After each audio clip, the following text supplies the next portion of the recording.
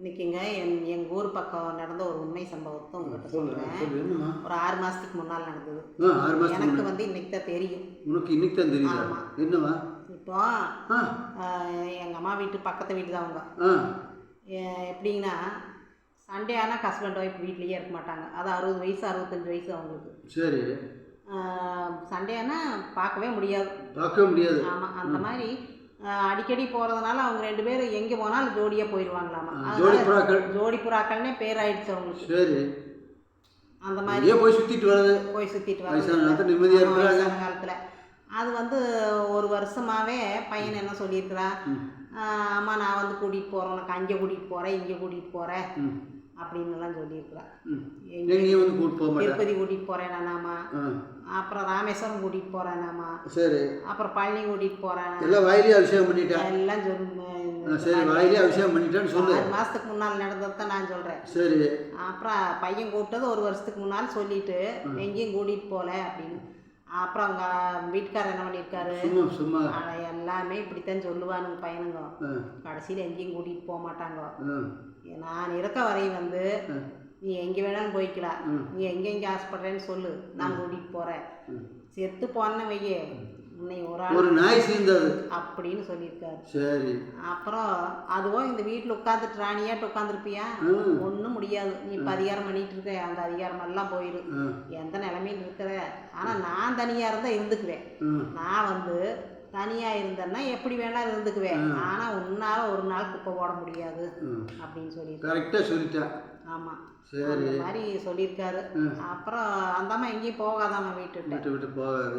அப்புறம் இந்த மாதிரியே சொல்லியிருக்கிறாரு.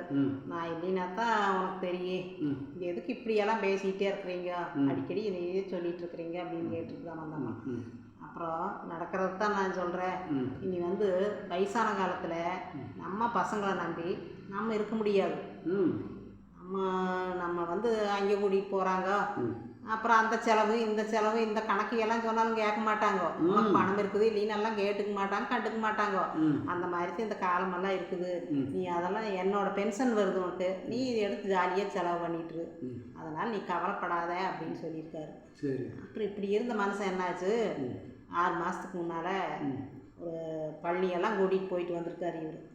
போயிட்டு வந்து பிரசாதமெல்லாம் எல்லாருக்கும் கொண்டு போய் கொடுத்து போட்டு, சொந்த பந்தக்கெல்லாம் வந்து பசங்க வீட்டுக்கெல்லாம் கொண்டு போய் கொடுத்து போட்டு, அப்புறம் நான் நீ மகாராணியாக தான் வச்சுருப்பேன், அந்த மாதிரி நீ எதுக்கு கவலைப்படாத, நான் இருக்க வரை நீ சந்தோஷமா இரு, இன்னும் எங்கே அந்த மாதிரின்னு சொல்லியிருக்காரு.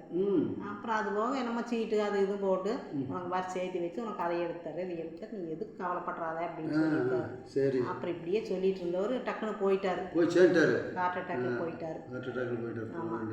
போன வர என்னாச்சு, இந்த அம்மா நல்லா கஷ்டம், அவர் சொன்ன மாதிரியே கஷ்டம்தான்.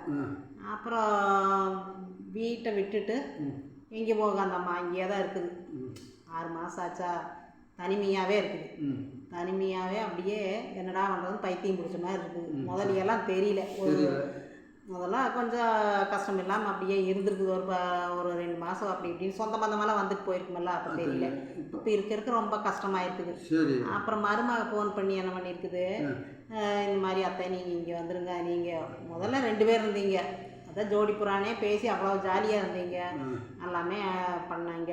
இப்போ வந்து நீங்கள் ஒரு ஆள் இருக்கிறது ரொம்ப கஷ்டம்தான், இன்னும் நாங்கள்லாம் இருக்கிறோம், என்ன நாங்கள் உங்களை விட்டுற மாட்டோம், நல்லா பார்த்துக்கிறோம் அப்படி இப்படின்னு மருமக சொல்லி அப்புறம் மாங்கிட்ட சொல்ல முடியும். சரி நம்ம போய் கூப்பிட்டு வந்துட்டாங்க.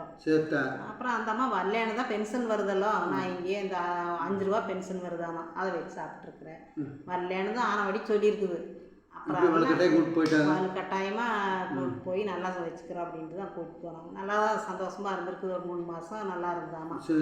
அப்புறம் இந்த வீட்டை இதையும் வாடகைக்கு விட்டுலாம், அந்த அம்மா இருந்த வீடு அது ஒரு 10 ரூபாய்க்கு பக்கம் வாடகையே வருமா, விட்ட வந்துரு அப்படின்ட்டு. சரி வாடகைக்கு விட்டுறலாம் அப்படின்ட்டு அதையும் வேண்டான்னு தான் சொன்னது. அப்புறம் ஒத்து வரலின்னு என்ன பண்ணுறது, அங்கே போய்க்கலாம் அப்படின்ட்டு. நீ எல்லாம் ஒத்து வர்ற மாதிரி இல்லை, வயசான காலத்தில் அப்படியெல்லாம் விட்டுருக்குமா, ஒரு ஆள் தனியாக இருக்க முடியாது அப்படின்ட்டு சரின்ட்டு அந்த வீட்டையுமா என்ன பண்ணாங்க, வாடகை விட்டாச்சு. அப்புறம் இந்த பென்ஷன் பணமும் வர்றதும் மொத்தமாக எழுதி வாங்கிட்டாங்களாம்மா, இங்கே வீட்டு கடன் இருக்குதுன்ட்டு எல்லாம் சொல்லி கோளாறாக சொல்லி ஒரு 4 மாதம் அங்கே போய் ஒரு 6 மாசத்துல எல்லாம் சொல்லி முடிச்சிட்டாங்க. முடிச்சு இப்போ அந்த அம்மா என்ன பண்ணுது, இங்கே வந்து இருக்கு என்ன மருமக என்ன பண்ணா, வேலைக்காரி ஆக்கிட்டா. வேலையே அவன் செய்யறதில்ல, மேலால இருந்துட்டு இந்த அம்மா வேலைக்காரி ஆக்கிடுச்சு. சரி, ரொம்ப இந்த அம்மா செய்ய முடியாம ரொம்ப சிரமப்பட்டே இருந்தது, உடம்புக்கு முடியாம போச்சு.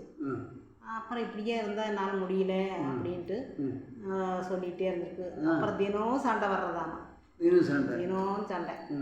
அப்புறம் அந்த அம்மா சண்டை கட்டியெல்லாம் எனக்கு பழக்கம் இல்லை சாமி, எனக்கு ஒரு வாய் சோறு இருந்தால் கூட சாப்பிடல, என்னால் வேலையும் செய்ய முடியல அப்படின்ட்டு இருந்துக்கு. கரெக்டாக லேடிஸ் ஹாஸ்டல் ஒன்று இருந்ததாம்மா பக்கத்தில். அங்கே வேலைக்கு ஆள் வேணுனாங்க. பேசாமல் அங்கே போய் அளவான வேலை இதுதான் செய்வேன் அப்படின்ட்டு, எனக்கு முடிஞ்சால் சாப்பாடு மட்டும் கொடுங்க, சம்பளமெல்லாம் வேண்டாம் அப்படின்ட்டு அங்கே போய் இப்போ இருக்குதாம்மா. அங்கே போய் இருக்குது லேடிஸ் ஹாஸ்டலில். சரி, அப்போ அம்மா பிள்ளை மாதிரி பார்த்துக்குவாங்க. அங்கே பயமெல்லாம் இருந்துக்கலாமல்லோ அப்படின்ட்டு இந்த அம்மா தனியாக எங்கேயும் இருக்காதாம்மா. அதனால அது அந்த அந்த அம்மா விட்ட வாடகைக்கு விட்டுடுச்சுலாம் அந்த வீடு. வந்தாலும் இந்த அம்மா போய் தனியாக இங்கே இருக்காதாம்மா, அந்த வீட்டில் தனியாக இருக்க முடியாதாம்மா. அதனால் இது லேடிஸ் ஹாஸ்டல் இருந்தால் ஏதோ அளவான வேலையை செஞ்சுட்டு எனக்கு சாப்பாடு மட்டும் கிடைச்சா சரின்னு அங்கே இருக்குதாம்மா. அப்புறம் பெருசாக கண்டுக்கலையாம, சரி இங்கே ஒத்து வரல என்ன பண்ணுறது அப்படின்ட்டாங்களா. அப்புறம் என்ன பண்ணுறது, அப்படித்தான் இருக்கு காலம் எல்லாத்துக்கும். என்ன பண்ணுறது, அப்படி காலம் அப்படி ஆகிப்போச்சு. அதுதான் சொன்னேன், என்னோட ஃப்ரெண்டு பார்த்து பத்திரமா பார்த்துக்கன்னு சொல்லி விட்டாடாங்க. ஆமாம், எல்லாம் பத்திரமா இருந்து போனோம் அப்படின்னா பத்திரமா இருந்து கூடையாக கூட போக முடியும். இல்லை புஷ்பம் பண்ண முடியும், எங்கேயோ லோகத்துலேருந்து வருமாமல் அது இது புஷ்பவானமோ பசுவானமோ